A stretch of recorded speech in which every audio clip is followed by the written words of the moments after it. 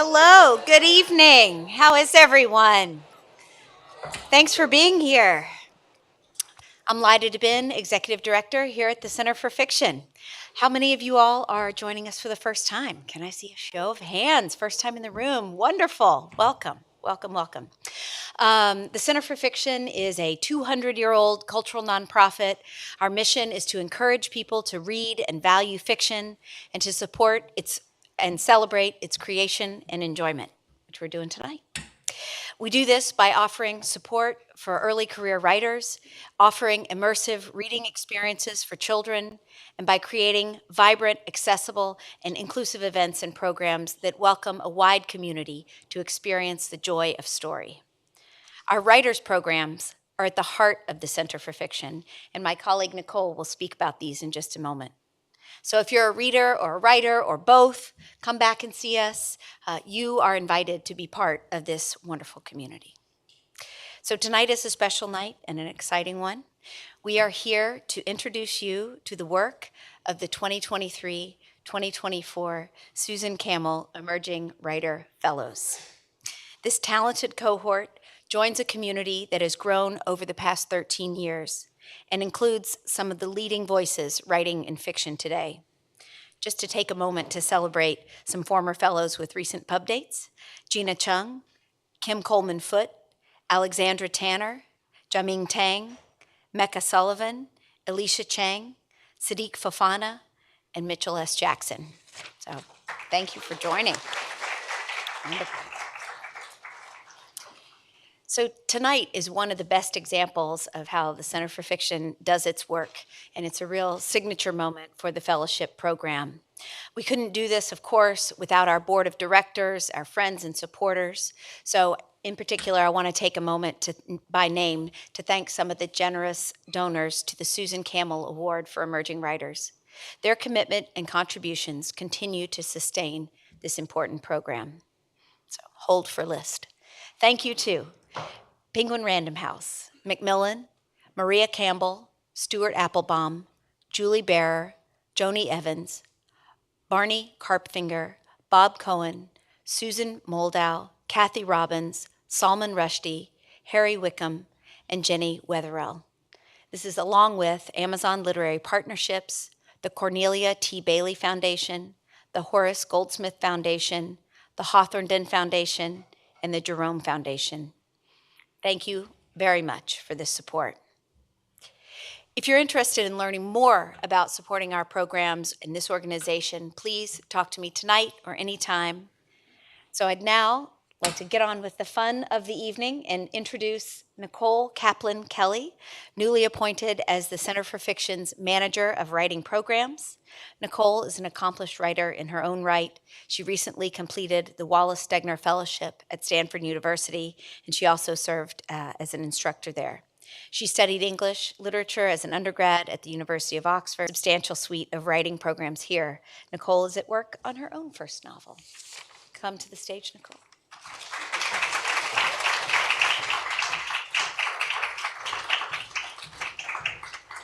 Hi. Thank you so much for coming tonight. I saw that weather this morning and worried. But what a crowd. We really appreciate your being here. So a large portion of what we do in writing programs at the Center for Fiction is to support the creative and professional development of emerging writers through our fellowship program, and to give due recognition to the most accomplished new works through our first novel prize. The Center for Fiction is unique in this way in that we give value to this moment in fiction and definition to where we are going in literary art. A former professor of mine used to call all of us, the students in his class, stewards of the language. You know, he would dignify all of us newbies with this title, stewards of the language. And I use this term for my own students now because it invokes a sense of responsibility, but more because it gestures towards the ability to broaden the semantic possibilities of language in fiction, to say what has never been said. New writing can expand the expressive capacities of language by allowing for articulation of previously overlooked, previously inexpressible experience. It pushes the boundaries of our understanding and it reinvigorates American letters. There is no other form, not film, not music, as immersive as those forms are, that more immediately asks us to situate ourselves in the interiority of another person, in the consciousness and the thoughts of another person, and to see as they do. Fiction, reading fiction, more than supports empathy, as is often said about it, is in itself an act of empathy.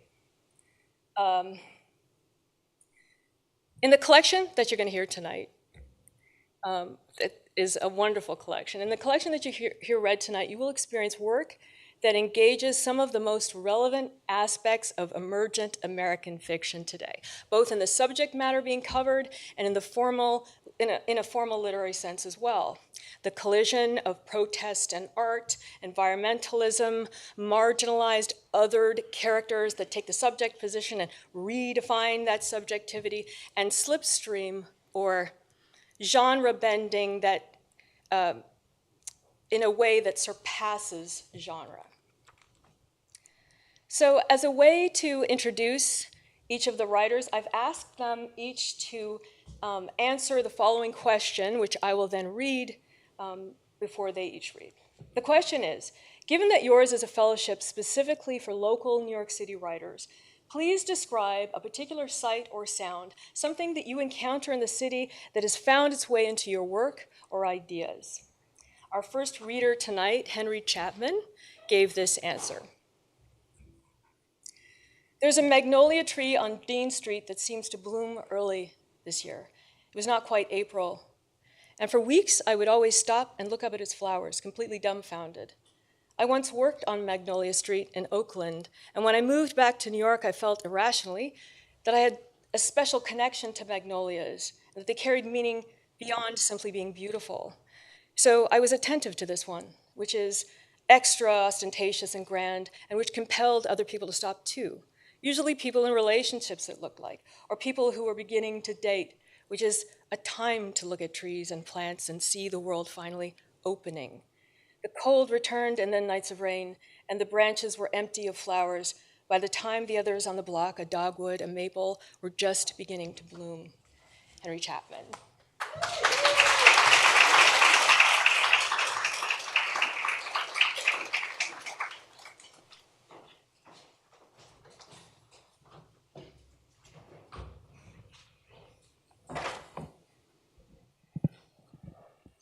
It's really sweet to be here with you all, and I just want to thank Nicole and Lida and Sebastian and also Randy. And the excerpt I'm going to read tonight takes place in an art gallery where a climate protest is happening, and the new owner of the gallery is figuring out how to respond to the protest.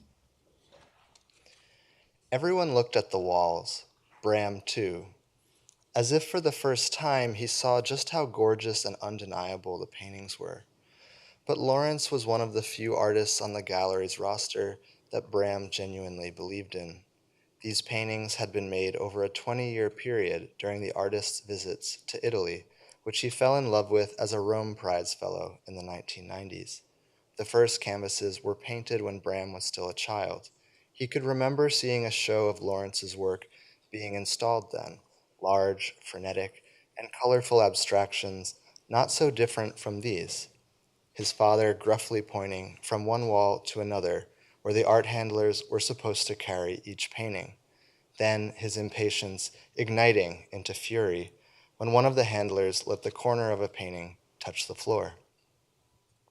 The curator Reese was repeating press release friendly platitudes he had previously told collectors and guests. Lawrence Mary is a master of color and shape, playing on historical tropes in abstraction and minimalism while exploding them with his singular, organic, experimental approach to form. Reese's comments were rote. He wasn't trying very hard for this audience. When one of the protesters asked what he meant by formal experimentation, Reese looked down at the vape pen in his hand for so long he looked as if he had fallen asleep standing up. All I see are squiggly marks, bright colors, circles and squares, a mustached protester said. These don't look very hard to paint. That phrase comes to mind, my child could make that. Reese quoted the artist Sam Messer, who was an old friend of Bram's father and who had sometimes spent time at the gallery, obsessively drawing or etching on a copper plate. Sure, your child could make that, but could you? A couple of the protesters even laughed. I think I get it, said another protester with blue streaks dyed in her hair. They're big and emotional and full of life. They have this energy or strength, this feeling of, I don't know, just wanting to be alive. I find them very affirming. Yes, Bram found himself saying out loud, that's how I feel too. What more could a person ask from art, from anything? The paintings don't try to trick you or convince you. They don't fill you with false hope or exploitative anger. They just bring into the world, almost like magic, the feeling that life is not merely unbearable, not only misery. They create a complicated kind of joy. His words seemed to tip the protesters against him because the tattooed protesters said that the joy Bram spoke of was a privilege of the wealthy and ultimately achieved at great social cost. Experimentation, freedom, discovery, these are all private luxuries, expressions of the male artist's ego, and by proxy, the egos of the collectors who buy and sell the work as an investment commodity. Underneath everything is money, money made at the expense of other people and at the detriment of the earth's well-being. No, Bram started to disagree, but another protester, a woman with coiffed hair, interrupted. It was beside the point to critique specific artworks anyway, she said, when it was the whole art world that was complicit. Just how much Bram had lost control of the situation was coming into focus. Soon he realized he might really lose some of these paintings. Soon after that, he would probably lose his job. He walked over to Shar and whispered in her ear. Could he speak with her for a moment?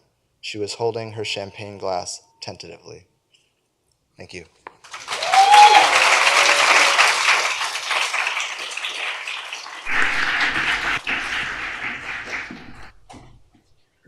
Our next reader, Israel Daramola, answered the question by saying, the sight of pristine brownstone neighborhoods, and I guess the atmosphere of darkly lit restaurant, and the smell of an old bookstore. Israel Daramola.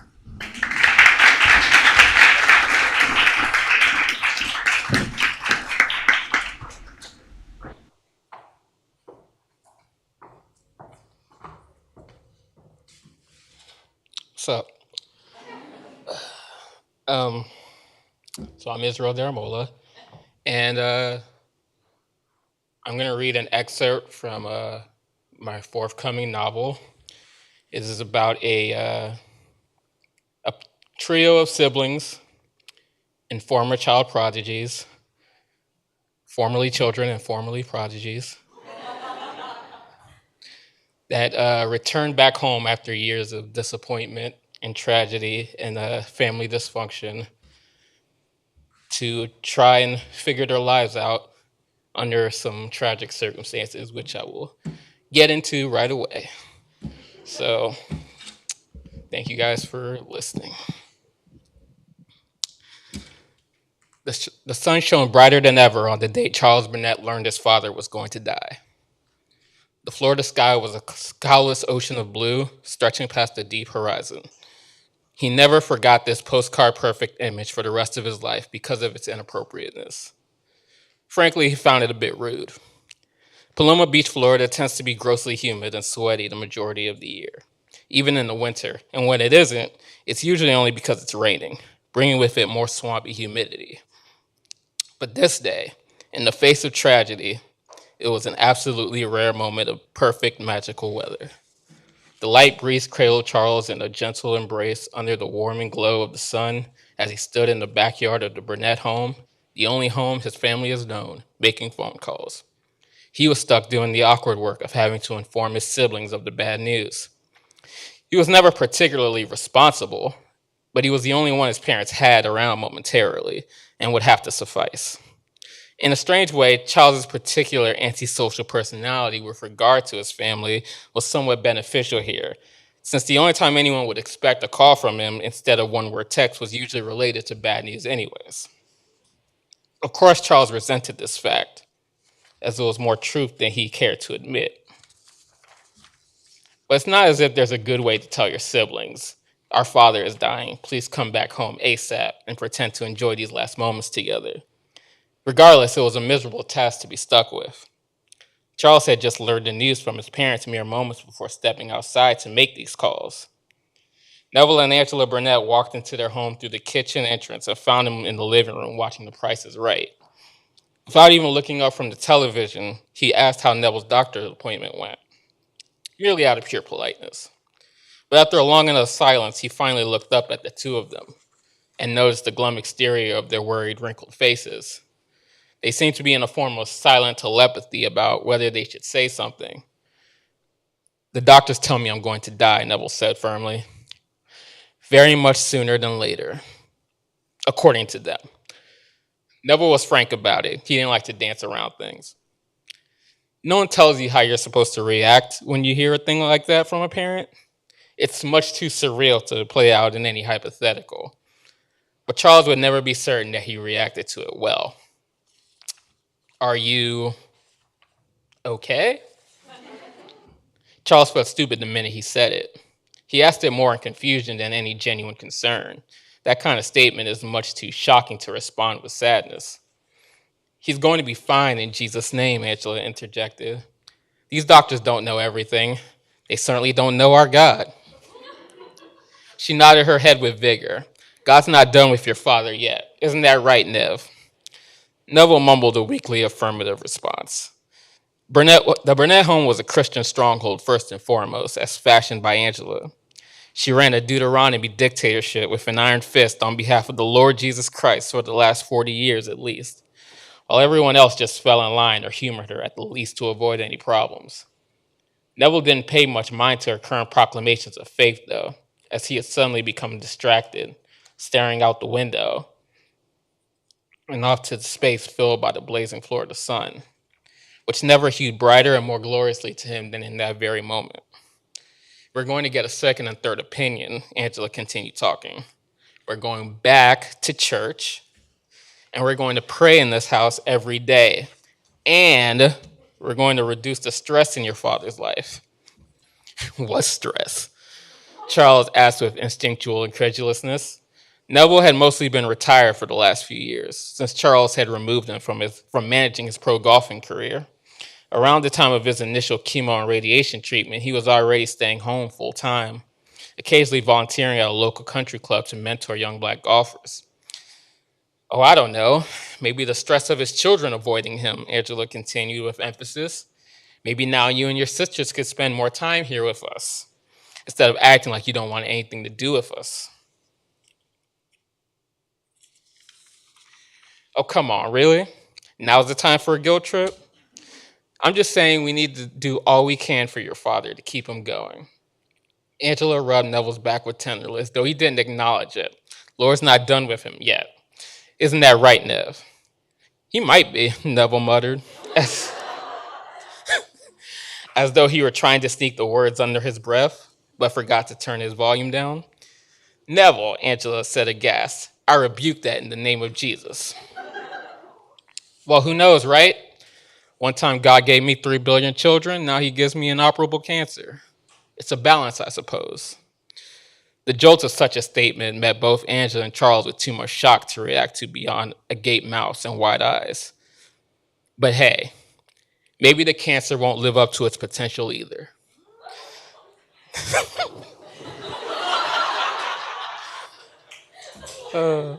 Noel said as he looked directly at his son. He said it so flatly you could barely detect the sarcasm. He then walked silently back to his bedroom, holding his own hands behind his back, and locked the door behind him as Charles just stared with helpless befuddlement. For a moment, Charles thought it was unfair that his sisters weren't there with him, as that burn was from his father was as much for them as it was his. Thank you.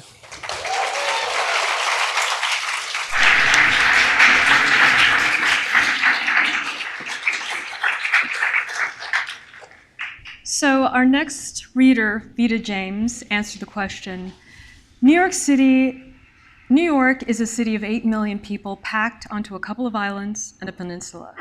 We're surrounded by people all the time, and this creates small little relationships and interactions that can become patterns. At 3 a.m. on the subway, a woman will sit across from me, and maybe she sat across from me at 10 a.m. on the subway. The guy at the bodega knows my order, but not my name. I go for an evening walk. At the same time, this young man walks his ginger pit bull, both of us looping around the park. This makes its way into my work through a sense of interconnectedness, a universe inside of each person, a city of millions of universes brushing up against each other. Vida James.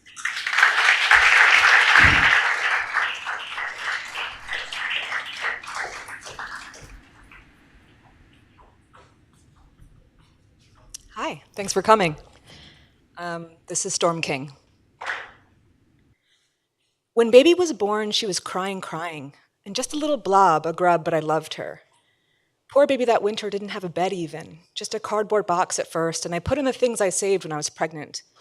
A little blanket, blue and purple, that I found, and then I put her in a drawer. It made me so sad to see this baby on the floor just crying on the rug, and I was afraid to sleep in bed next to her, like I would push her off the bed or roll over on her. I was so nervous about her back then. I lost my job at the store being pregnant, and I was on my own, and George wouldn't give me any money. And he didn't even notice, so we didn't have pan de comer, and he ignored my calls. I told him, your baby needs you. And he said, I never wanted this baby. It's not my problem. That's what he said when I told him I was pregnant.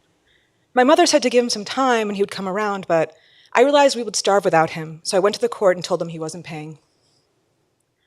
Before she was born, he called me a lot. Nonstop calls and messages, telling me terrible things, saying terrible things about baby before she was even born. And when I said he would love her and he'd have to take care of her, he said, it's not my problem. He said that all the time. Sometimes he'd come over and say, be reasonable, get rid of it, call Planned Parenthood. And then I would get really mad and cry and say, kill my baby? What's wrong with you? And I said terrible things to him too, calling him names, saying he wasn't a real man. I yelled at him too many times. I can't say he was at fault all the time for fighting. One time after we split up, he came over and was being really sweet to me. I felt like we were in love again. I was so happy to have him back in the house, being all sweet, his voice soft and low. He told me I looked good and the weight looked good on me, and he took me to the couch even though I was big and pregnant. The couch was brown and scratchy, and I had these purple-pink stretch marks on my stomach, but he didn't care. He said I was fine. And he was taking off my clothes quickly, and I told him I loved him, and he nodded. He was frantic when he kissed me, pressing his mouth against mine hard. When we first met, I'd put on a matching suit, a pair of green sweatpants and a green sweatshirt and gold earrings, and I put my hair up high in a ponytail with gel, and I looked good, like a lime candy, all hard and shiny. Back then, I walked around talking to everyone and liked to see men look at me and say things about my body, and women would be jealous if I weren't so kind to them too, talking to them all the time and complimenting their children and their food. And I met George right there on the street. He ran up behind me while I was walking, right up next to me, and told me I was the prettiest girl around, and would I let him buy me dinner? I said, maybe. I saw him the very next day in the very same spot, and he had flowers for me, 2 big hydrangeas that I know he picked out of someone's front garden by a stoop. And they looked silly, these 2 blue flowers, almost as big as my head. But the only time I had flowers before was when I'd graduated high school, when I got my appendix out. He gave me the flowers and asked me to go to dinner with him, and I said, maybe. He took me to a restaurant where I ate half a chicken just like that with my hands and told me he liked a woman with an appetite. And soon after, I cooked dinner for him. I made rice with gandules and chicken with avocado and tostones, and I didn't even eat it. I wasn't hungry after having tasted it while I was cooking it the whole time, putting the achiote adobo in the rice, tasting it, and it was the perfect shade of yellow.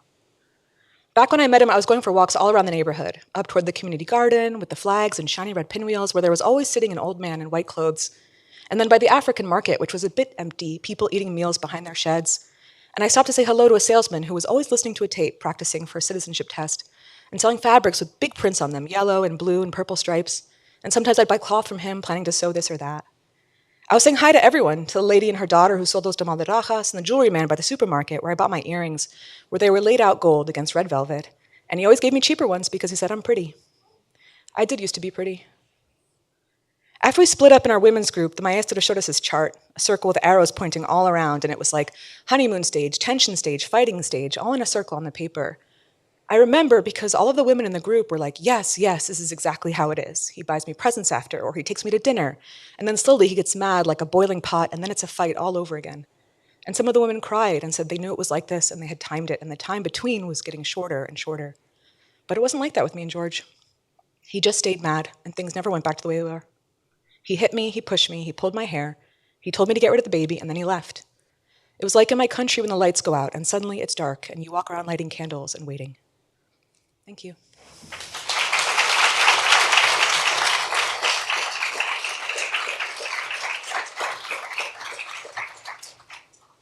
So our next reader, Monique, writes, every animal in Central Park holds a distinctly human grumpiness. There's anthropomorphic judgment everywhere, from the ramble grackles to the reservoir buffleheads. The squirrels are the most unsettling, too familiar with the Woolman Rink picnic tables and nut vendors by Sheep Meadow. They beg the question, or rather the answer, of whether you too are an animal that can fight. I once protected a sleeve of overpriced fries from one. Our battle was interrupted by a tourist pointing us out to her daughter. She was thrilled to witness this moment, like the squirrel and I were a performance. Here was the New York she wanted to see. I rolled my eyes when she left, and I swear the squirrel did the same. Monique Laban.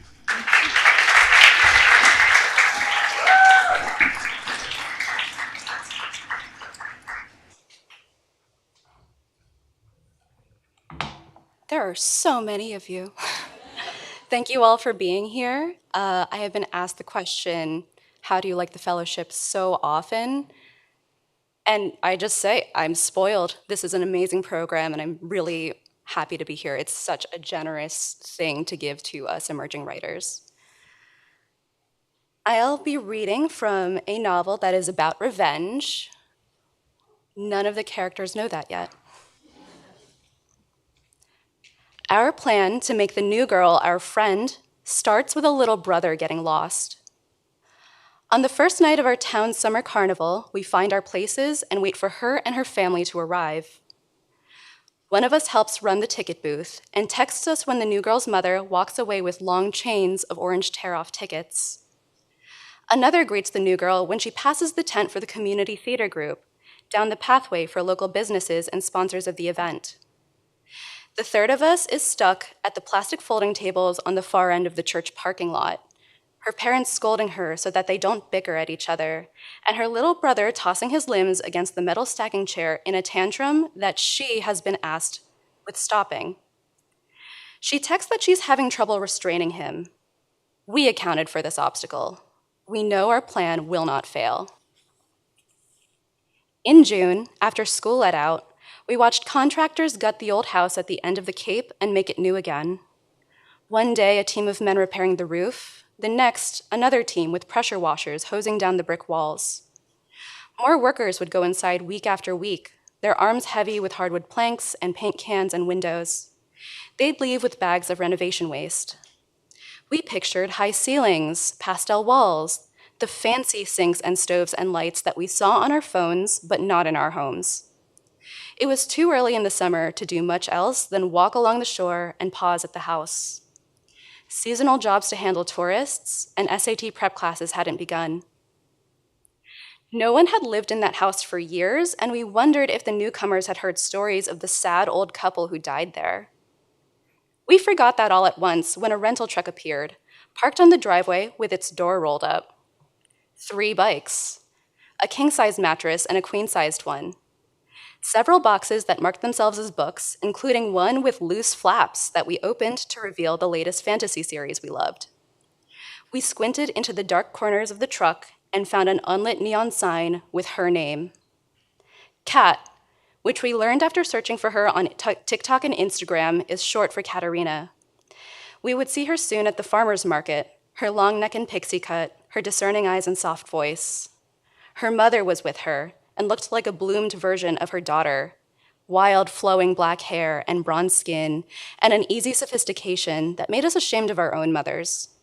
They signed up for a flower CSA that we didn't realize existed, and we begged our own mothers if we could subscribe and receive fresh bouquets every week like them. We'd see Kat again, reading at coffee shops, mailing letters at the post office, and then suddenly and regularly through the windows of the library as a teen volunteer. The little brother can only be calmed once he is let loose among the rides. His parents, yet again, leave it to us to manage him.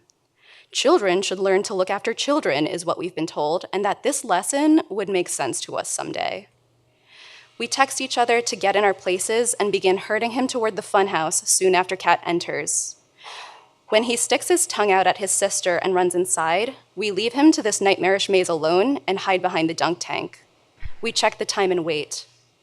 It only takes 20 minutes before we catch Kat guiding the sobbing brother around the carnival in search of his family.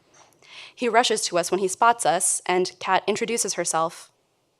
We don't let on that we know her name already. Instead, we thank her for finding him and share our names, Lily, Dawn, and Melody.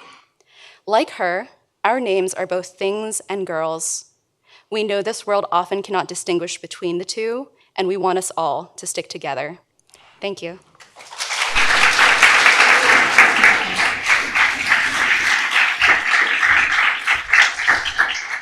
So our next reader, Virginia Marshall, writes, since I work in audio, I have to choose city sounds. And since New York City, and specifically Brooklyn, is always in motion, I have to make a list. To me, Brooklyn is the click, click, click of backpedaling on a bike, the whoop, whoop of a city bus slowing to a stop, the bang of the doors swinging shut on my way out of the apartment, the skitter of my dog's nails on the floor, and the chord progression of the song my neighbor plays on his piano, the same one over and over, day or night. Virginia Marshall.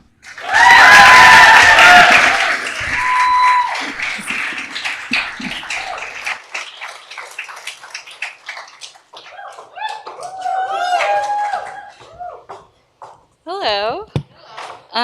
Thanks so much, Nicole. And before I read, I just wanted to thank people here at the Center for Fiction who've made the fellowship such a wonderful experience. To my fellow fellows, it's been so wonderful getting to know you and your work.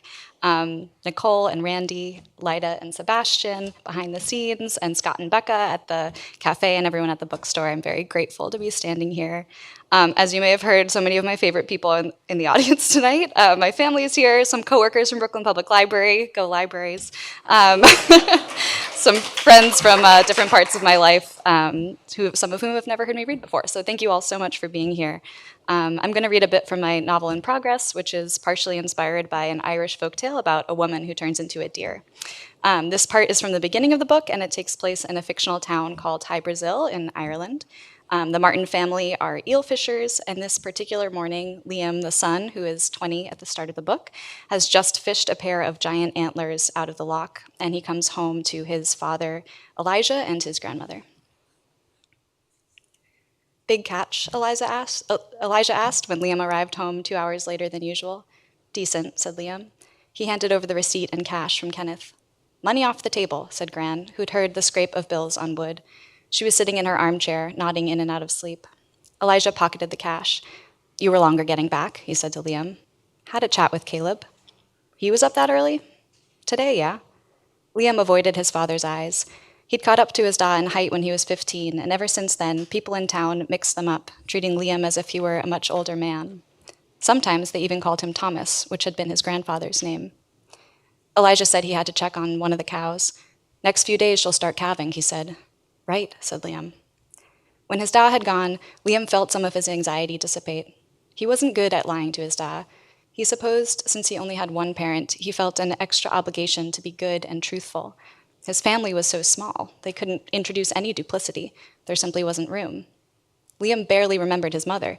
She was like a cliff edge. Whenever he thought of her, he felt an empty, terrifying thrill. She'd wandered off one February morning and never returned. Disappeared, really. That was a much harder word to use, but a word that felt closer to the truth. Disappeared meant she'd gone without reason or explanation. Disappeared that meant that if she came back, it would be a small miracle. Liam had grown up in a home that was holding its breath, waiting for a sign of her to emerge from the fens. Neither his father nor his gran liked to mention her name, Sive. She was like a spell, like the emptiness between lightning and the crash of thunder. Elijah would only ever talk about his disappeared wife on long walks with his son. The walks always started the same way. He would announce that he was going for a good stretch of the leg, which meant a walk to the sea. He would look at Liam, and Liam would drop his train set or the skein of yarn Gran had asked him to untangle and follow his father out the door. Elijah walked with his hands in his pockets and his eyes fixed straight ahead. His face was in profile to little Liam, his nose beak-like, his skin tanned from spending most of his life outdoors. In High Brazil, it was an indulgence to walk anywhere without purpose. Strolling down the narrow, dirt-packed roads signaled to everyone that the fields back home were in good order, the chickens fed and the cows milked. So Elijah approached those walks as if there was an important date to make, some task to complete at the end. Liam had to hurry to keep up. They walked on roads that took them through bog, and one-time bog turned to sliced furrows of peat or fields of ryegrass and flax. Underneath the land, unseen, were layers of ancient farms, stone walls crisscrossing to mark boundaries between long-dead farmers and their long-dead neighbors. Sometimes, depending on the roads they took, they might pass gray and white farmhouses still clinging to life above the earth. Elijah would raise a hand to whoever came out. More often than not, people emerged with frightened looks on their faces. The conflict up north was forever at the back of their minds. They knew that anyone, even an unassuming farmer with a young son, could easily conceal a gun. But Elijah's face was known in town, and once he was close enough to be recognized, the wary neighbor holding a spoon wrenched from the pot mid-stir would wave before turning back inside to finish supper. It was only that poor Elijah and his tall son. Then, when they were nearly at the sea, Elijah would begin to talk about Sive. Liam listened hungrily, afraid to breathe too loudly in case his breathing scared the story clear out of his da. She always wanted to take long walks to nowhere, Elijah said once. And another time, Sive was in love with the water. Sometimes, if the walk was particularly full of waving purple heather, or if the wet fog broke apart long enough to let in a bit of sun, Liam would chance a question. When he was 7, he asked, "What did she look like?" "Your mother was just as pretty as they come," said Elijah, "with big brown eyes and hands freckled like a wood thrush." When he was 8, Liam asked, "What did she like most of all?" "She liked dancing in big storms," said his dad. "And when we were small, she loved to play make-believe." "Like me? Like you? Was she funny?" "She was very funny," said Elijah. "When my dad died, she was the only one who could make me laugh." Then, when Liam was 10, just as they turned their backs on the sea, the salty air whipping their faces, he asked the question he'd long wanted to ask. "Is she coming back?" "Ah," said Elijah. His face, which had been open and tilted toward the sun, shut tight. "Now, that's a dead end." "Thank you."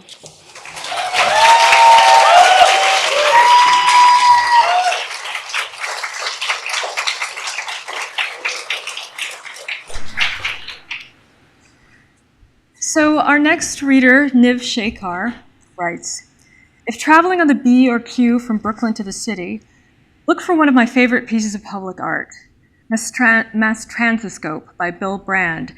It's a colorful animation installed underground, frame by frame, dependent entirely on the speed of the train to provide persistence of vision. I guess I can't shake my animation roots. It's old technology, just like the MTA. Niv Sekar."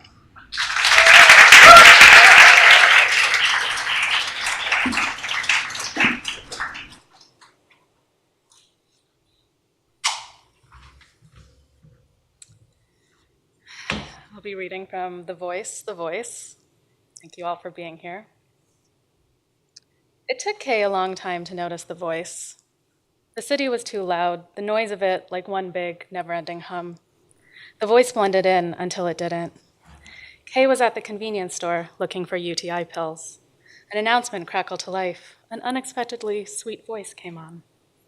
"Adam, honey, you need to start taking your anxiety meds, or your heart's gonna give out. Don't let your hypochondria get in the way of feeling." The system cut out. Weird. Kay chalked it up to an over-involved pharmacist. She wondered which of the men in the store was Adam and why he refused to take his meds. Kay paid for her cranberry pills. She went to work. She might have forgotten the incident if she hadn't brought it up with her new coworkers, and they hadn't gone quiet and awkward. Kay didn't push it. She wanted to be liked. Their discomfort made the whole thing sticky and memorable. Their unease, her brief shame, that feeling of being a little out of the loop. Kay turned to her phone for answers. Not Google, Tinder. She swiped right on Eli, whose profile read, E&M, native New Yorker, seeking hookups and flings. Transplants, I'll tell you about the voice if you buy me a drink. Kay didn't often go on dates with men, but she'd make an exception for information. Eli was cuter in person, which put Kay on guard. He was friendly and chatty, eager to talk about the voice. She's been around for years and years, Eli said. Maybe she's a hacker or a ghost in the machine, some city employee who works in surveillance. Whenever it gets misty around here, she shows up and talks. It was giving conspiracy theories.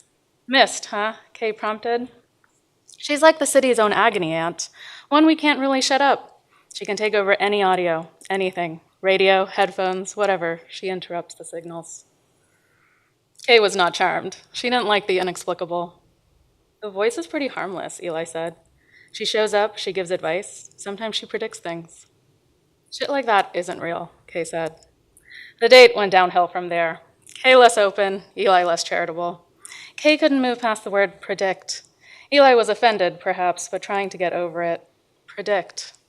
Kay would have once given anything to hear something true from the universe. Eli departed. They didn't make plans to meet again. When Kay went to close out her tab, it was higher than she expected. Eli liked expensive tequila, a good grift. All cities had urban myths. Still, the next time the mist descended, Kay paid attention. She caught the moment the train speaker switched over. The voice was back. Most people ignored it. Kay listened. The weather today is so cold, New Yorkers. Are you bundling up? I know a few of you are still baring your legs despite the chill. Not getting enough attention at home? Denial won't stave off that winter depression. The sweet voice wasn't very kind at all. First up today is Amanda. Kay imagined Amanda's all over the city looking up. Amanda, you should return that pair of shoes you bought. You're right, they're too expensive to wear in the streets. And you're not the type to take a car places, are you? They'll be ruined by the end of the year or totally unused. Spend that money on a good coat. Spend it to visit your mother. Parkinson's is no joke. It wasn't exactly a prediction. It was the type of thing a psychic might say, having caught sight of your shoes, much more expensive than the rest of your outfit. Kay snorted, glad to reach her stop, to escape into the din of the station. Still, on misty weekday mornings, as the train sped or crawled along the track, Kay watched who listened, who dozed. Outside, the screech and holler of old engineering. Inside, the pre-recorded announcements coming in waves.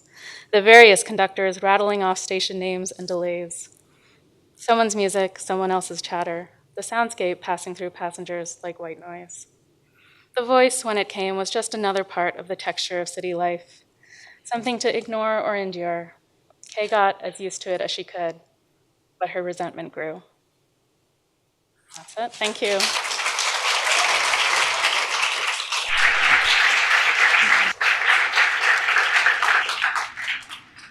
So our next reader, Genesis Villar, writes, something I encounter often is the sound of my neighbors, their disagreements, their celebrations, the footsteps of their children, the barks of their dogs. During the warmer months, my nights are punctuated with their music and their fireworks. They remind me that for better or for worse, I'm not alone, that there are an innumerable amount of lives occurring alongside mine, and when I write one perspective, I tap into a whole tapestry of stories. Genesis Villar.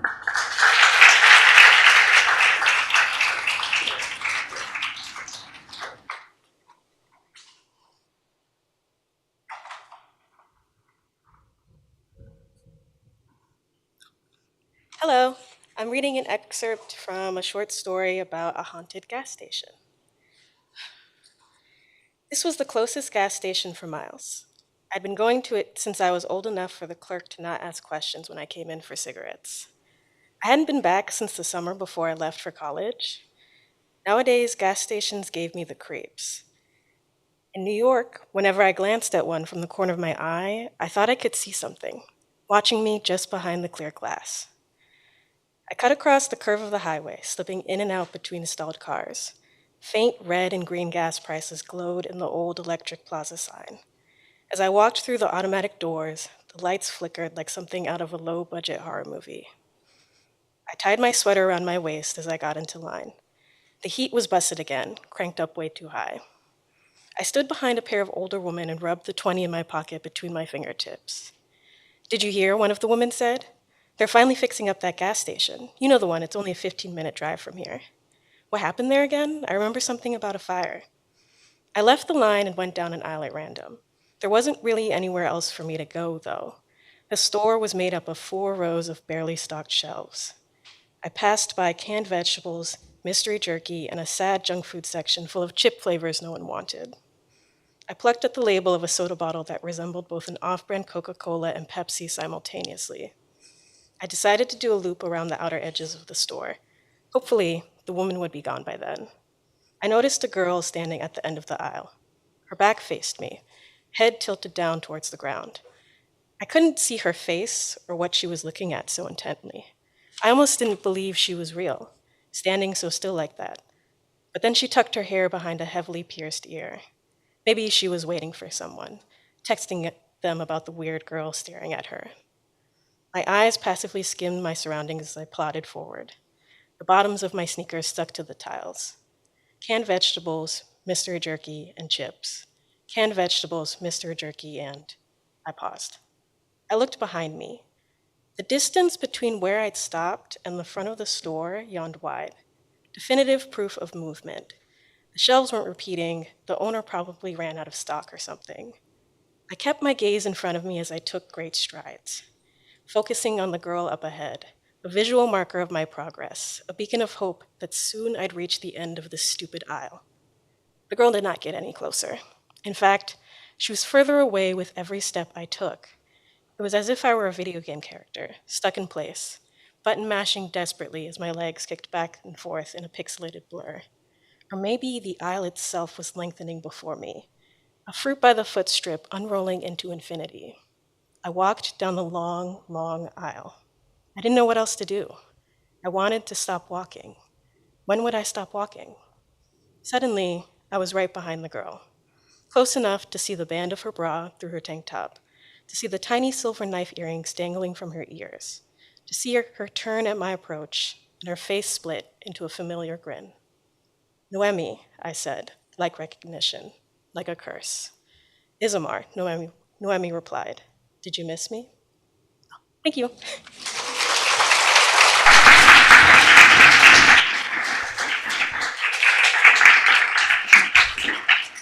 Our next reader is Nicole Shu. She's the final reader who's here tonight. But if you're watching via live stream, keep watching, because there's someone who's absent this evening, Caprice Gray, who will have her recorded reading continue after the end of this live event.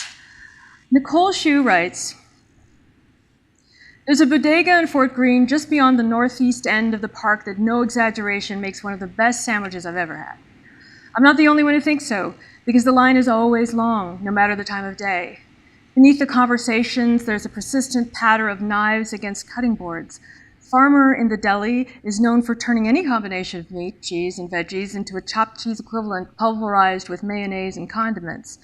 It made such an impression on me that I wrote it into one of my stories, as it allowed not just for a delicious late-night meal, but also a surprising run-in between 2 characters. Proust had Madeleine's "Why can't I have a chopped honey maple turkey and pepper jack with banana peppers" on a hero. Nicole Shu.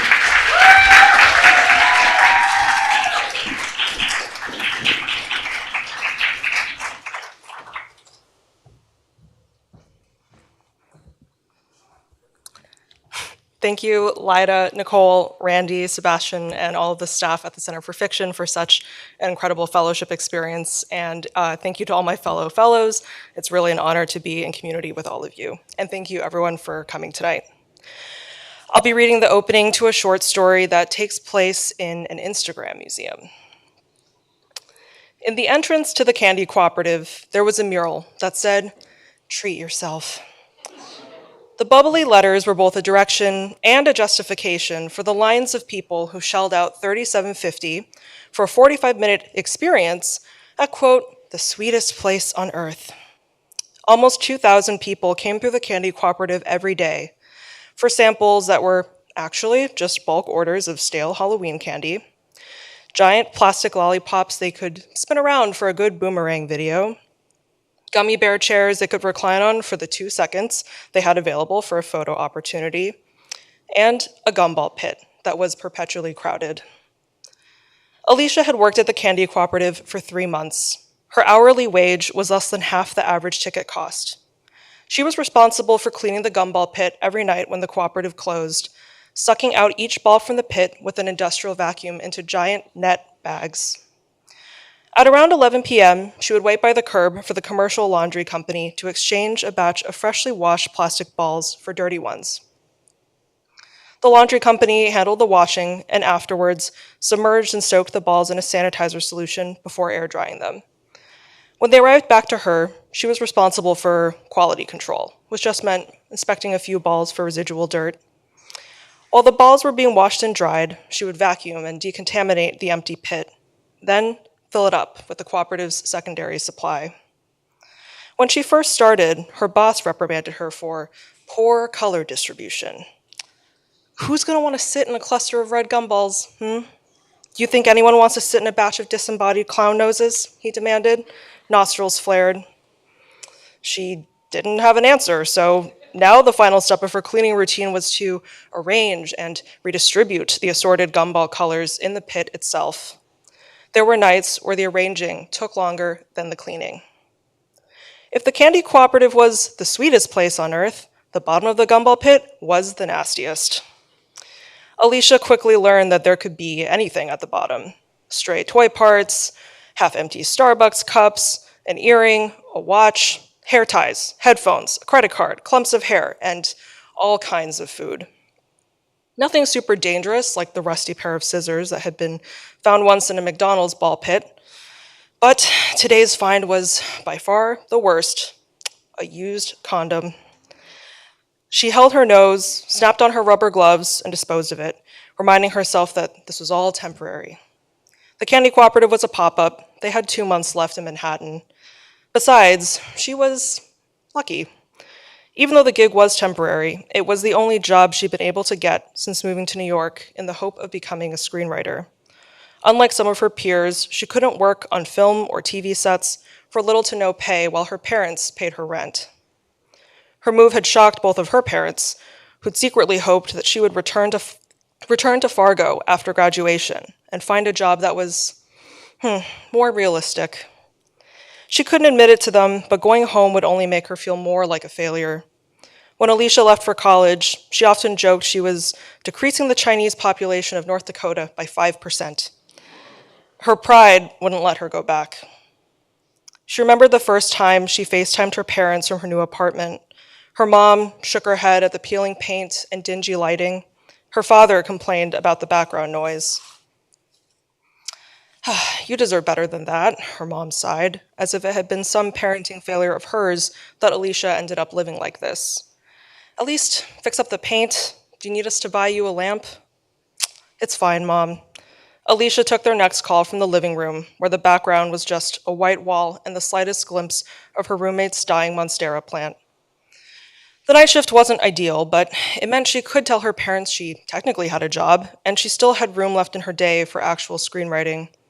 She stuck to a regimented writing schedule in the afternoons and had recently started doing additional script coverage on her long subway rides for extra cash. It was better than working at the Avocado Tree in Brooklyn, where the staff had to be prepared for wedding proposals at the drop of a hat.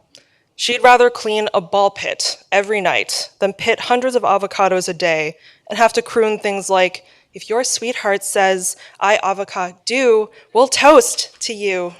Thank you.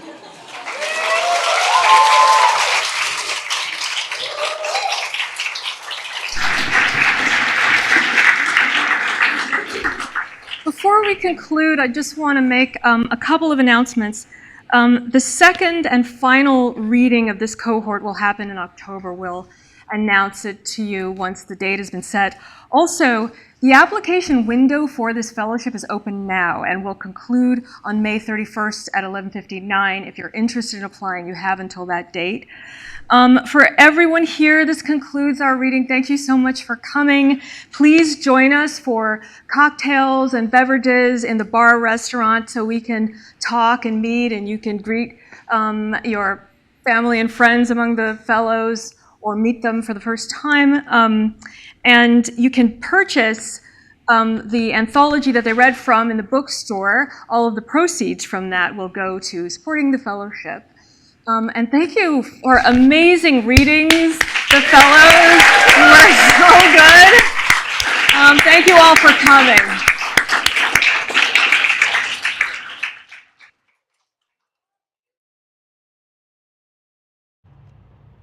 Hi, I'm Caprice. I'm so sorry not to be able to be there in person. I'm reading an excerpt from my novel In Progress, done by Goethe.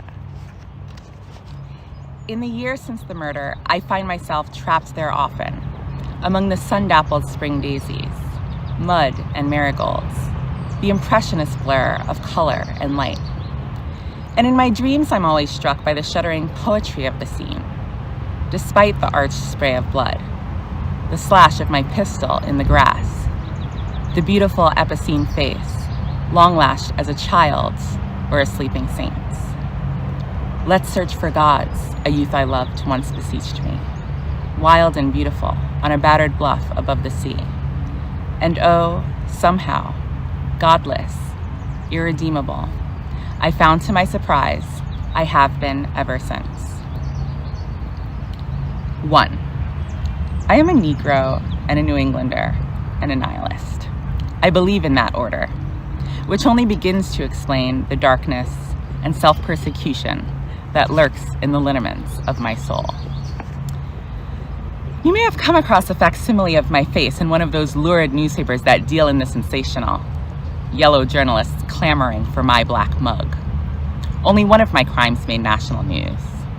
I have pled insanity to that absurd affair, on the basis that all American Negroes ought to be insane, our very existence a state of aberration and derangement. It won't get me far. I harbor no illusions.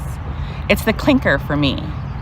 Life, likely, but I've lived a handful of small, impossible, ethereal moments, and once in my youth became nearly immortal by the sea. That is enough to hold me. The other prisoners call me Doc. I'm flattered, dully, that a psychoanalyst, a bearded little Jew in a dusty Sears Roebuck suit, hustles into the jail once a month to peer at me through clouded spectacles and scribble furiously on a stack of Lilliputian black notepads. Being well acquainted with the Freudlings and Jungians and those of their sect, I observe him at least as much as he does me. Your history, please, Mr. Goethe, he demands hungrily, leaning close, the scent of onions and Europe on his breath. It's more than most get, of course. He is interested in my abnormalities. He asks pointed questions about my dreams and compulsions, and thrusts quivering Rorschach blots before my swimming vision. Still, he is progressive. He believes me human. The warden loathes him. I am not, you understand, one of the white man's more threatening Negroes, being of only middling complexion, Dunbar the Dun, and slight, and while not abnormally small, certainly below average height, of your lusty, loutish, red-blooded American male.